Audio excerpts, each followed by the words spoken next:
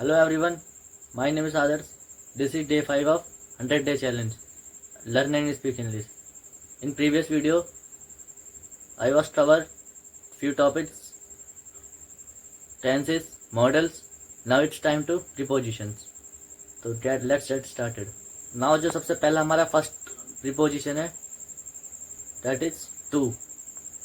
To का use हम direction के लिए भी करते हैं, डायरेक्शन बताने के लिए. फॉर एग्जाम्पल, आज I was going to France, मैं फ्रांस गया था. तो इसमें टू का user I was going to France. या she is coming to me, वह मेरे पास आ रही है. She is coming to few money, sorry ये सेंटेंस नहीं होगा. और सेकेंड टेंस, इस टू का यूज़ हम एज अ इन्फाइनाइटिव यूज कर सकते हैं. इन्फाइनाइटिव मतलब किसी पर्पस या मकसद के लिए. For example, he wants to meet you, वह तुमसे मिलना चाहता है. He wants to meet you. या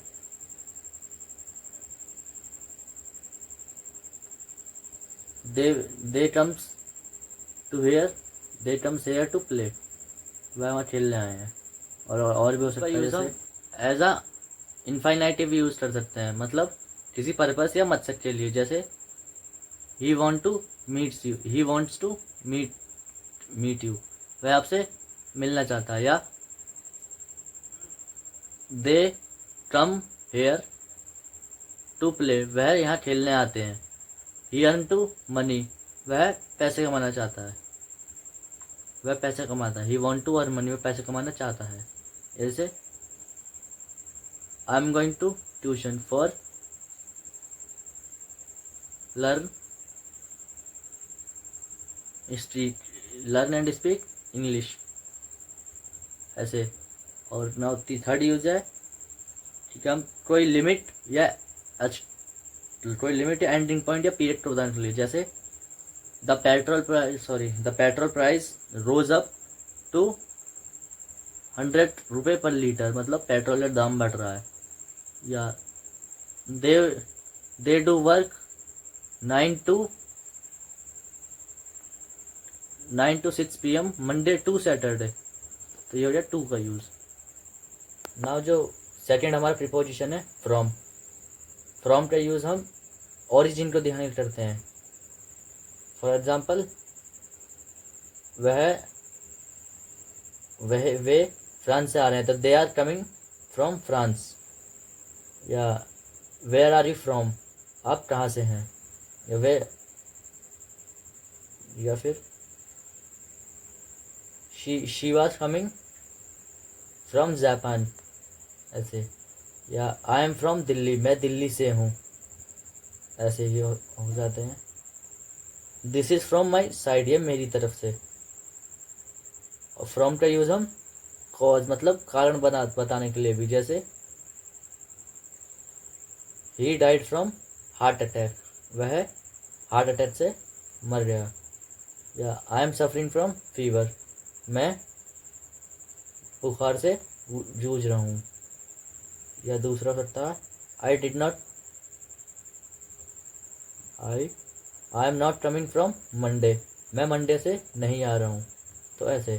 तो फ्रांस से हमें क्या बताता है, ओरिजिन को दिखाने के लिए कहाँ से वो आ रहा है या कहाँ से जा रहा है, कहाँ से वहाँ. और कॉजेज बताने के लिए फ्रॉम. और टू का यूज़ डायरेक्शन को बताने के लिए, किसी पर्पस या मकसद को बताने के लिए, या फिर किसी लिमिट या एंडिंग पॉइंट को बताने के लिए. नाउ हमारा थर्ड प्रीपोजिशन है ओवर का यूज़ हम किसी ऊपर एक चीज़ को दिखाने के लिए कर सकते हैं. फॉर एग्जाम्पल, पंछी तालाब के ऊपर से उड़ रहे हैं, तो the bird is flying over the lake. और जैसे ये पेन है, जब पेन मेरे सर पे है, तो the pen is over my head, या ओवर माई हेयर या हेड बोल दीजिए. और ओवर का यूज़ हम किसी चीज़ चीज़ की कवर कर रही हो, कांटेक्ट में हो कोई चीज़, मतलब कवर ये जब कोई चीज़ कांटेक्ट में हो, कवर कर रही हो। फॉर एग्जांपल जैसे मैंने अपने कान पे हाथ रख लिए, तो I put my hand over my ears, या he put the blanket over the body, मतलब उसने रजाई ओढ़ ली, उसने कम्बल ओढ़ लिया अपनी पूरी बॉडी पर। या फिर ही वियर अ क्लोथ्स ओवर हिज बॉडी, उसने कपड़े पहन लिए अपनी बॉडी लिए, या I M wear a clothes over my body. और ओवर का यूज़ हम किसी नंबर, एज या फिर किसी अमाउंट को बताने के लिए कर सकते हैं। For example they won the election, they won the election over 50 votes, वह 50 वोटों से इलेक्शन जीत गए। Over 50 million people are males in the world, मतलब 50 ओवर का यूज हमने इसमें हो रहा है ना, ओवर 50 मिलियन वर्ड्स ऐसे। तो हमें क्या पता चला, ओवर का यूज हम कोई ऊंची चीज़ के लिए, दूसरा कोई चीज़ कांटेक्ट में या फिर उससे ढकी होनी चाहिए, और तीसरा किसी अमाउंट या नंबर को बताने के लिए। अब हमारा फोर्थ प्रीपोजिशन है अबव। अबव भी एक तरीके से ओवर का ही, अब ओवर का ही मतलब सिमिलर मान लो।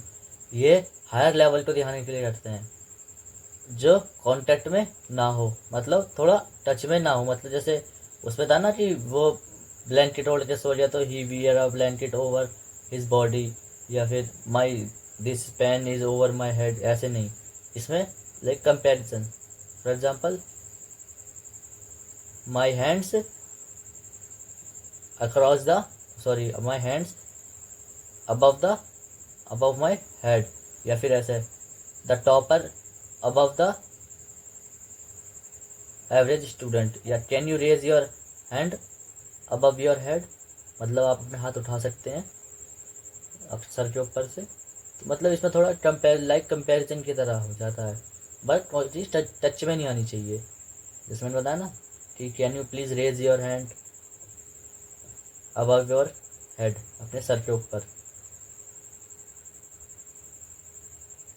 अपोज मतलब और अबव का यूज इसलिए करते हैं। और 2-3 हम और बोलें तो जैसे माई हैंड्स अबव माई हेड, मेरे सर के हाथ, मेरे हाथ मेरे सर के ऊपर हैं। या फिर the fan is above of my head, या the fan is above your, या the fan is above of my head. थोड़े प्रीपोजिशन की बात कर लें, जैसे अंडर। तो अंडर क्या है, किसका अपोजिट है ये, ओवर के अपोजिट मान लो अंडर। जैसे for example the cat is under the table, यह बिल्ली मतलब टेबल के नीचे है। या the pencil is under your branch, pencil आपकी ब्रांच के नीचे है।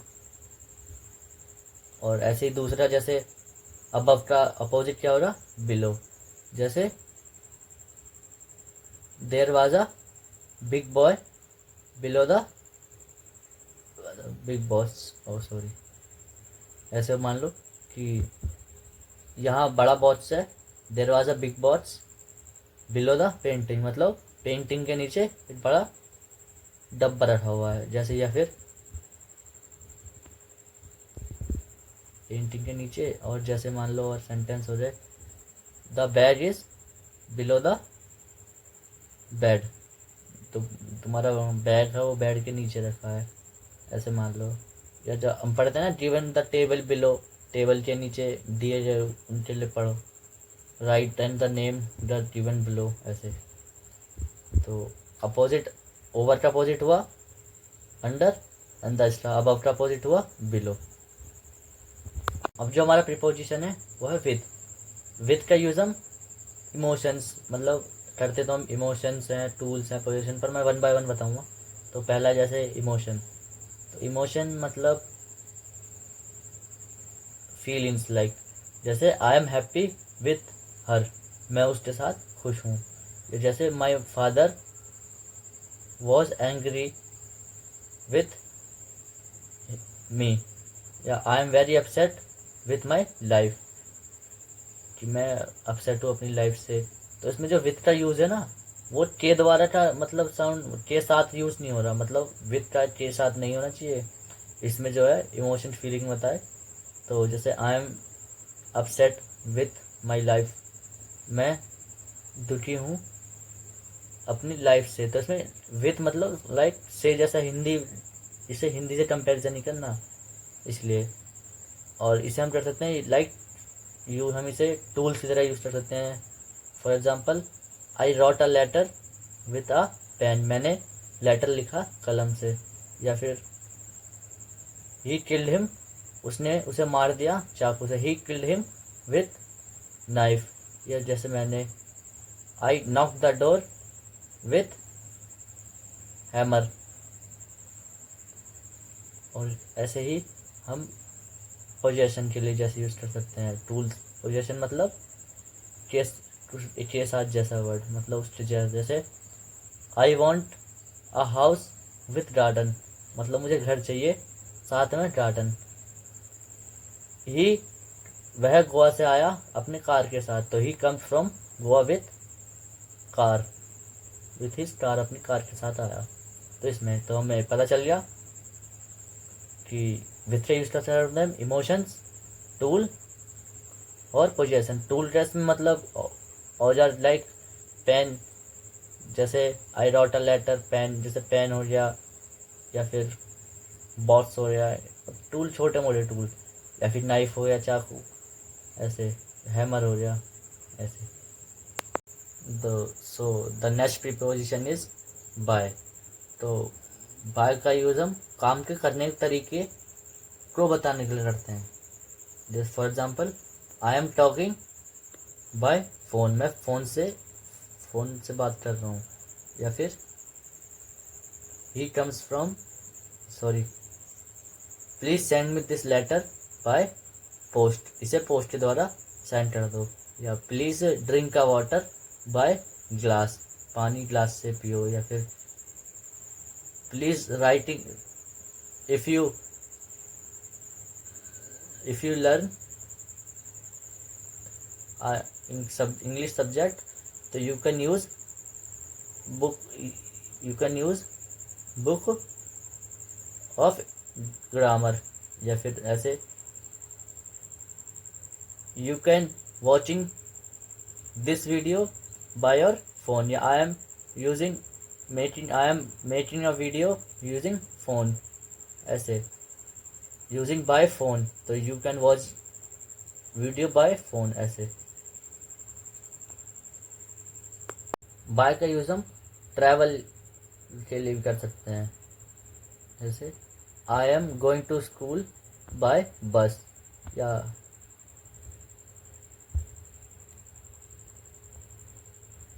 he was come by own car, his own car, वह अपनी गाड़ी से आ रहा है। अब हम बाय का यूज़ हम किस लिए, काम करी तरीके को, जैसे किस टाइप का काम हो रहा है, किस टाइम के तरीके, मतलब काम करने के तरीके को बताने के लिए। दूसरा ट्रैवल के लिए। और थर्ड इज डूअर जैसे डू मतलब काम करते हैं, डूअर मतलब काम करने वाले। जैसे मैं you are watching this video by phone, तो जैसे the video is creating by me, the video is watching by you. तो डूअर मतलब काम करने वाले हैं दोनों, मैं काम कर रहा हूँ, मैं वीडियो बना रहा हूँ, आप देख रहे हैं, तो आप भी काम कर रहे हैं, तो ये डूअर वाला है। तो बाय का यूज हम काम का तरीके को बताने के लिए, ट्रैवल के लिए, डूअर के लिए। और थर्ड इज डेडलाइन जैसे you can submitted your form by 13 अगस्त, आप 13 अगस्त तक अपना फॉर्म सबमिट करा सकते हैं। या फिर I want this file by Monday, मुझे मंडे तक फाइल चाहिए। तो इसका मतलब डेडलाइन हो गया। और जो सबसे आखिरी है पर नेक्स्ट, नेक्स्ट या बिसाइड मतलब पास थी, जैसे my school is situated bye my home, या फिर द वीडियो इज, या ही इज स्टैंडिंग बाय मी, वह मेरे साथ खड़ा हुआ है। आपको ज़रूर ये लग रहा होगा कि मैं इंग्लिश देख देख कर बोल रहा हूँ, तो इसका मतलब कि मैं पढ़ नहीं रहा हूँ, मतलब वीडियो बनाने के लिए कर रहा हूँ या फेमस होने के लिए हूँ। मेरा मेन मोटिव फेमस होना नहीं है, मेरा मेन मोटिव है इंग्लिश सीखना। और आपको इस वीडियो दिखाने का मतलब ये नहीं कि आप अपना वॉच टाइम बढ़ा रहा हूँ। अब मत देखो, आप इनकॉग्निटो मोड पे देख लो, जिससे मेरे व्यूज़ ही ना बढ़े। बस मेरा मोटिव ये है कि मैं कैमरे के सामने बोल रहा हूँ। इससे मतलब जो तरीका अपना रहा हूँ, आप भी थोड़ा यूनिक तरीका अपनाइए और अपने काम को कर सकते हैं, मतलब जैसे इंग्लिश सीख सकते हैं। तो मैंने चैलेंज रखा है, शायद मैं सीखूँ या ना सीख पाऊँ, वही मैं देखने के लिए अपना ट्राई कर रहा हूँ। रहित मेरे सेंटेंस, थोड़े सेंटेंस में मैं प्रैक्टिस नहीं हो पा रही है, वो मैं धीरे धीरे वीडियो के बाद भी कर लूँगा। आपको ज़्यादातर ये लग रहा है कि मैं इंग्लिश सीखने के बजाय हिंदी में बात कर रहा हूँ। तो धीरे धीरे कुछ दिनों की वीडियो में मैं डायरेक्टली इंग्लिश में बात करने लग जाऊँगा। तो अभी पहले मैं बेसिक्स क्लियर कर रहा हूँ। मैंने ये अपना वीडियो में बताया था कि मेरा चैलेंज ये है कि मैं बुक रीड करके उसे इंग्लिश में ट्रांसलेट करूँगा हिंदी की। पहले मैं इंग्लिश ही कर रहा था, तो मैंने सोचा इंग्लिश से मैं हिंदी में ट्रांसलेट ना करके हिंदी को इंग्लिश में करूँ। इससे मेरी इंग्लिश थिंकिंग, इंग्लिश में सोचने की थिंकिंग बदल जाएगी और मेरी वोकैबुलरी भी तेज जाएगी। तो चलिए शुरू करते हैं, लेट्स गेट स्टार्टेड। तो यहाँ से शुरू करते हैं। रामपुर गांव में दो मित्र नितिन और कमल रहते थे। तो two friends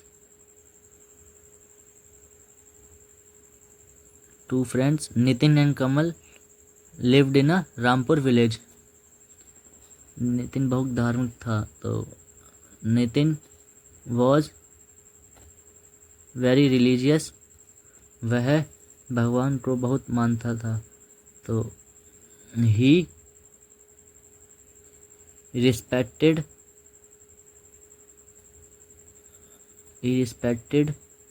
to God a lot. He respected to God a lot.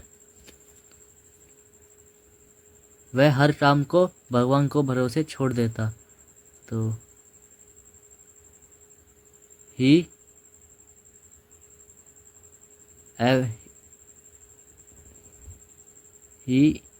छोड़ देता, तो he live any work by for God. He lived any work by God. दूसरी और कमल मेहनती था, तो second other side Kamal was hard working, वह हर काम को पूरी मेहनत व ईमानदारी से करता था। He was doing work hardly and honestly. एक बार दोनों मित्र ने मिलकर कुछ जमीन खरीदी। तो एक बार तो वन डे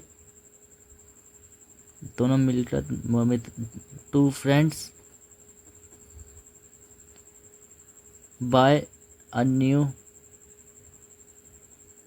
जमीन, मतलब बाय अ न्यू प्रॉपर्टी नहीं, छोड़ो। वह इसमें फसल उगाकर धन कमाना चाहते थे। तो दे फर्टाइल फसल धन कमाना चाहते थे ताकि वे अपने लिए घर बना सकें।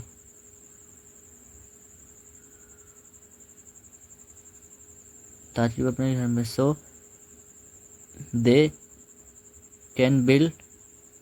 Could be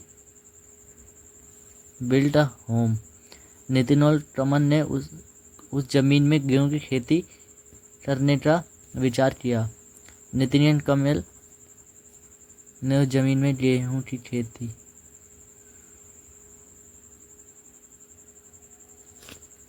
so guys, video बड़ी लंबी हो जाएगी तो मैं इसे खुद ही कवर करता हूँ। आप यहीं छोड़ दीजिए।